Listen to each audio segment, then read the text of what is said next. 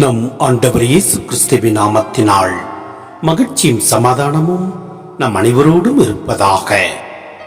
லூக்கா 10:38-42 முடிய அவர்கள் தொடர்ந்து சென்று கொண்டிருந்தார்கள்.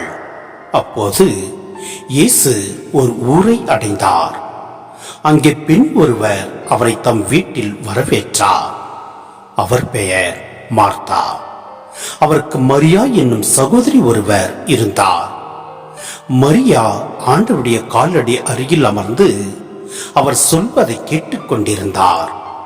ஆனால் மார்த்தா பற்பல பணிகள் புரிவதில் பரபரப்பாகி இயேசுவிடம் வந்து, ஆண்டவரே, நான் பணிவிடை செய்ய என் சகோதரி என்னை தனியே விட்டுவிட்டாளே, உமக்கு கவலை இல்லையா?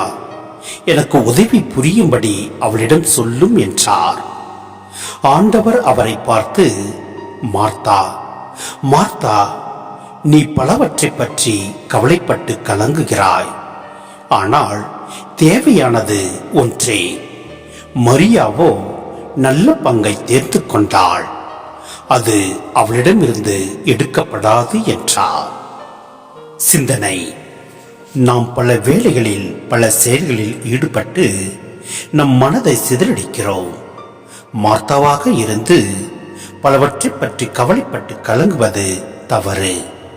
அதே வேளையில் மரியாவை மாதிரியாக கொள்வதாக எண்ணி ஜபங்களை மட்டும் சொல்லிக் கொண்டிருப்பதும் தவறு. ஆண்டவர் சொல்வதை கேட்பதே ஜபத்தின் இன்றியமையா குணம். ஆண்டவரிடம் பேசிக் கொண்டிருப்பதை விட அவருக்கு நாம் செவி கொடுத்து கொண்டே இருப்பதுதான் சிறந்த ஜபமாகும். நம் தேவைகளை முன்னிலைப்படுத்தாது ஜபத்தில் நம்மையே இழந்து விடுவதுதான் மேலான ஜபம். அதுவே அகநிலை ஜபம். எனவே நம்மை முழுமையாய் ஆண்டவரிடத்தில் ஒப்புக் கொடுப்போம். எல்லாம் அல்ல இறைவன் நம்மை நிறைவாய் ஆசீர்வதிப்பார். ஆமேன்.